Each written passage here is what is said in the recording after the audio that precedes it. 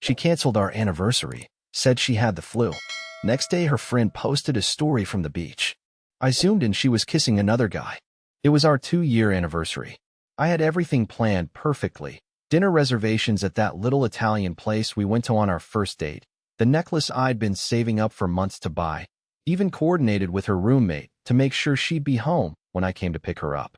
I was nervous, but excited, the kind of butterflies you get when you know something special is about to happen.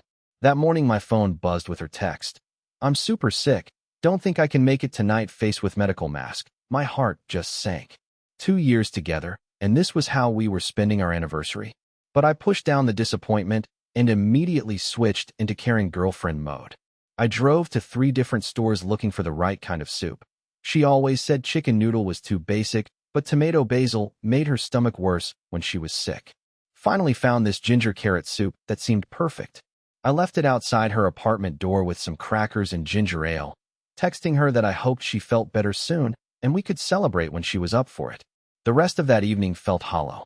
I sat in my apartment eating leftover pizza and watching Netflix, trying not to think about the reservations I'd had to cancel or the gift box sitting on my dresser. The next afternoon, I was mindlessly scrolling through Instagram stories while pretending to work on a presentation. Social media always felt like a waste of time, but somehow I couldn't stop myself from clicking through everyone's mundane daily updates. That's when I saw her best friend's story from some beach I didn't recognize. The sun looked amazing, and I found myself feeling genuinely happy that at least someone was having a good day. Then I saw the next video in the story. A group of people playing volleyball in the background, and my finger automatically went to zoom in because something looked familiar. My stomach dropped so fast I thought I might actually throw up. There she was, my supposedly flu-ridden girlfriend, in a bright blue bikini I'd never seen before, her arms wrapped around some shirtless guy, kissing him like the world was ending. My hands were shaking so badly, I almost dropped my phone. Without even thinking, I screen recorded the whole story, my heart pounding so loud I was sure my coworkers could hear it. I watched it again and again, hoping somehow I was wrong, that maybe it was someone who just looked like her. But no, it was definitely her laugh in the background audio, definitely her voice saying something I couldn't quite make out. I felt like such an idiot. All those times she'd been too tired for our weekend plans. All those nights she said she had to work late. All those moments when she seemed distracted and distant. It all made perfect sense now. The worst part wasn't even the betrayal. It was realizing how completely clueless I'd been. How many people knew? How long had this been going on? Was I the only one who thought our relationship meant something? I left work early, claiming I had a family emergency. Technically, it wasn't a lie. This felt like my whole world was falling apart. I drove around aimlessly for hours, trying to figure out what to say to her. Part of me wanted to just ghost her completely, but a bigger part needed to hear her try to explain this away. Update 1. I finally worked up the courage to call her that evening. She answered on the 3rd ring with this fake weak voice, asking if I was checking on her, because she was still feeling terrible. I could hear music and voices in the background. Clearly, she wasn't home alone being sick. I didn't even let her finish her act. I told her I'd seen the Instagram story, and there was this long pause where I could practically hear her brain scrambling for damage control. When she finally spoke, her voice was completely different, defensive and sharp instead of that fake sick whisper. She tried to convince me it was just a kiss and didn't mean anything, like that somehow made it better.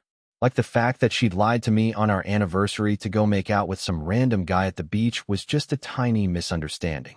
I couldn't even process how someone could say something so ridiculous with a straight face. But then the real bombshell hit. I asked her who the guy was because something about him seemed familiar from the video. Another long pause, and then she admitted it was her ex from high school. Not just any ex, the one she dated for 3 years and always got weird and nostalgic about whenever his name came up. The one whose photos she still had saved in her phone because they were good memories. The one I'd always felt slightly threatened by, but convinced myself I was being paranoid about. Turns out my paranoia was completely justified. They'd been talking again for months, ever since he'd moved back from college.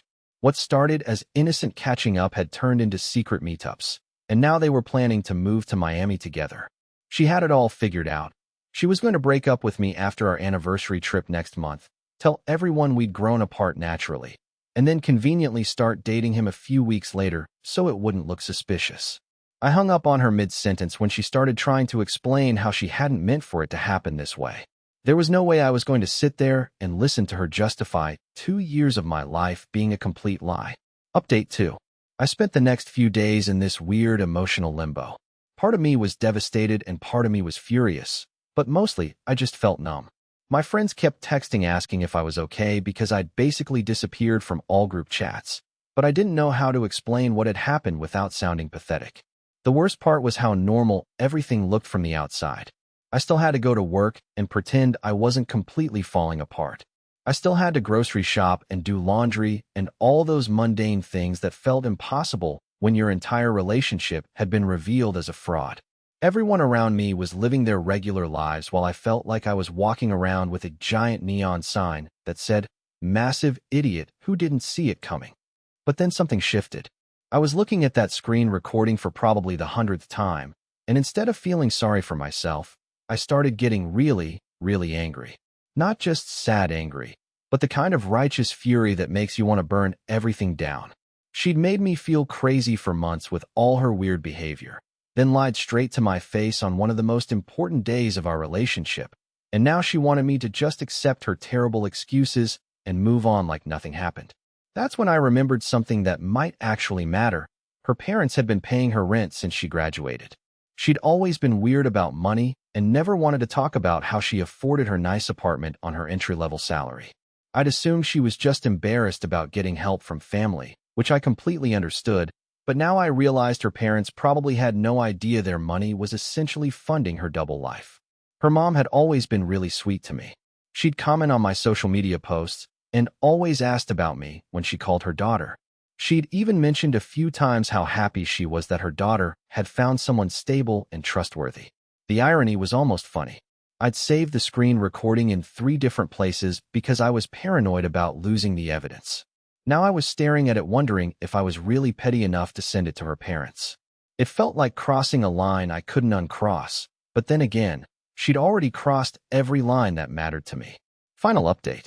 I sent the video to her mom with a simple message explaining what had happened and when. I didn't editorialize or try to make myself look better, just the facts about our anniversary, her fake illness, and what the video showed. I figured if I was going to blow up her life, I should at least be honest about it. Her mom called me 20 minutes later, crying. Apparently, this wasn't the first time something like this had happened. In high school, she'd cheated on that same ex with another guy, and when she was in college, there'd been a similar situation with 2 guys she was seeing simultaneously. Her parents had hoped she'd grown out of it, especially after she seemed so serious about our relationship. The conversation was heartbreaking because her mom kept apologizing to me like it was somehow her fault. She'd really believed her daughter had changed and was devastated to learn that the money they'd been sending for rent was basically enabling her to live this double life without consequences. They cut her off that day. Not just the rent money, but everything: car insurance, phone bill, credit card they'd given her for emergencies. Her mom said they'd been supporting her irresponsible choices for too long, and it was time for her to face real consequences for her actions. 2 days later, I got a series of increasingly frantic texts from my ex. First, angry ones about how I'd ruined her life and had no right to involve her family. Then desperate ones when she realized her parents were serious about cutting her off. She begged me to call them and tell them I'd made it all up, promising she'd do anything to make things right between us. But here's the thing that really got to me. In all those messages, she never once actually apologized for what she'd done. It was all about how my reaction was too extreme and how she didn't deserve to have her whole life destroyed over one mistake. Like the months of lying and planning to leave me for her ex was just a tiny error in judgment that I was being unreasonable about. The final twist came a week later when her best friend, the one who'd posted the original Instagram story, reached out to me. Turns out she'd been feeling guilty about the whole situation and wanted me to know she'd had no idea I didn't know about the ex. She thought I was okay with some kind of open relationship situation because my girlfriend had been so casual about mentioning their plans. She told me things I wasn't sure I wanted to know. How they'd been planning the Miami move for 2 months. How my girlfriend had already been looking at apartments and job opportunities there. How she'd been telling people she was planning to break up with me, but was waiting for the right time. How the beach trip was supposed to be their last weekend together before he moved, and she followed a few weeks later. I also found out that I wasn't crazy about all those times she'd seemed distant and distracted.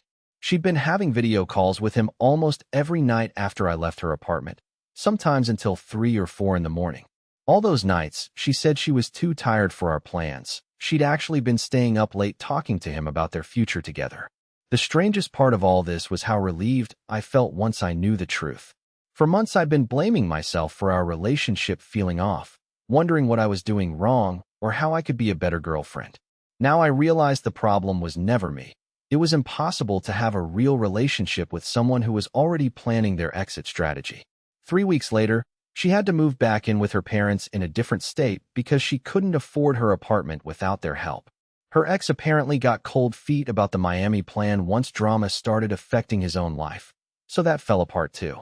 She lost her relationship with me, her financial independence, her backup plan, and most of her friend group who decided they couldn't trust someone who'd lie so easily about something so serious.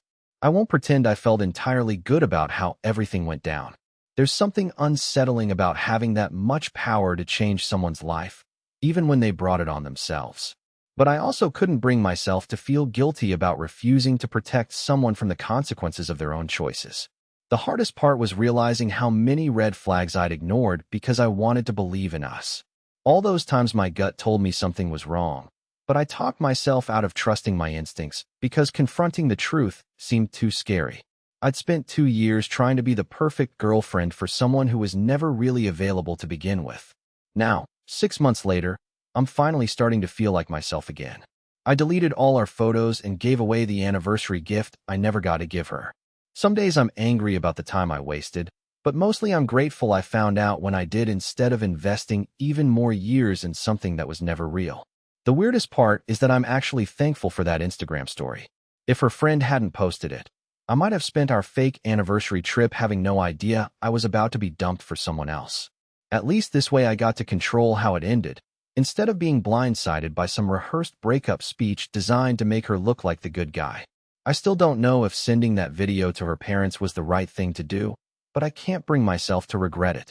Sometimes people need to face real consequences for their actions, and sometimes the people who love them need to stop enabling their worst behaviors. Her parents deserve to know what they were really supporting, and I deserve to stop protecting someone who'd never shown me the same consideration. The whole experience taught me that trust isn't just about believing someone won't cheat. It's about believing they'll be honest with you about their feelings and intentions.